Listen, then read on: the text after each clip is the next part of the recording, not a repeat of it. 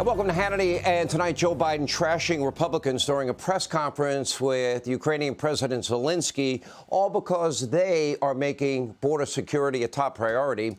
Now, the president always seems to fly off the handle when talking about the GOP, while giving America's geopolitical foes a free pass, even as they try to kill U.S. soldiers abroad. Almost 100 attacks in, a little over a month. We have a full report straight ahead tonight. But first, the president of Harvard is now getting a free pass. Claudine Gay just received what is a unanimous vote of confidence by the university's governing board after this abhorrent testimony about genocide and virulent anti-Semitism now festering all over her campus. Take a look at this. So the answer is yes, that calling for the genocide of Jews violates Harvard Code of Conduct, correct? Again, it depends on the context. It does not depend on the context. The answer is yes, and this is why you should resign. These are unacceptable answers across the board. She said it would depend on whether actions were associated with it. Now, Claudine Gay knows the context. A global intifada is a demand for violence against Jews, the elimination of Israel, and when protesters hold signs that read, "by any means necessary," they are praising what are the barbaric terrorist attacks on October the 7th and calling for more of the same. Now, the entire student body at Harvard, they have been harassed by radical Hamas sympathizers ever since October the 7th and that terror attack. But Claudine Gay didn't seem to care. 2 days ago, UPenn's president resigned in disgrace after providing a similar response at that very same congressional hearing. But at Harvard, their president will skirt by with a simple apology. Claudine Gay is, quote, sorry if she offended anyone. I don't consider that an apology. Anyway, Gay told the Harvard Crimson that she, quote, got caught up in what had become, at that point, an extended combative exchange about policies and procedures. Not really.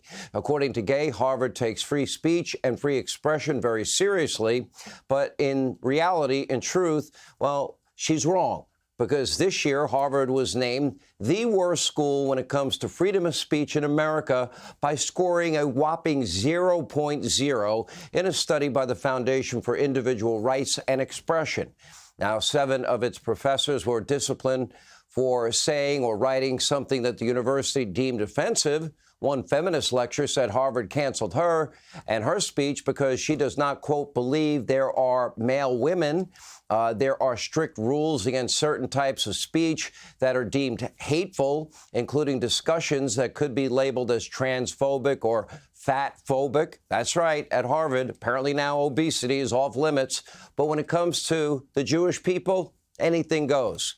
So make no mistake, Claudine Gay's so-called apology, it was disingenuous, but it gets worse.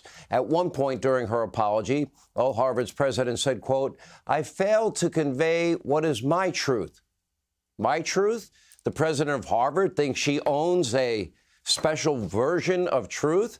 Let me see. Is it true that Israel was a victim of terrorism? Is it true that innocent Israelis were slaughtered and murdered and raped and some beheaded and some taken prisoner and kidnapped? But of course, her version of the truth is probably lacking in originality.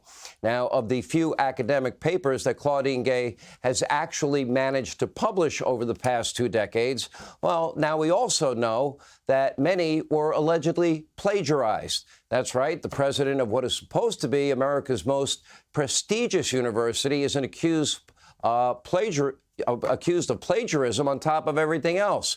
According to the Harvard Crimson, quote, the Crimson independently reviewed the published allegations, though some are minor, consisting of passages that are similar or identical to Gay's sources, lacking quotation marks, but including citations. Others are more substantial, including some paragraphs and sentences nearly identical to other work and lacking citations.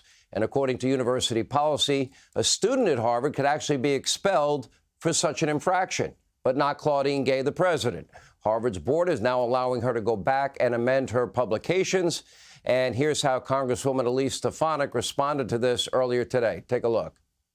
This is a moral failure of Harvard's leadership and higher education leadership at the highest levels. And the only change they have made to their code of conduct, where they failed to condemn calls for genocide of the Jewish people, the only update to the code of conduct is to allow a plagiarist as the president of Harvard.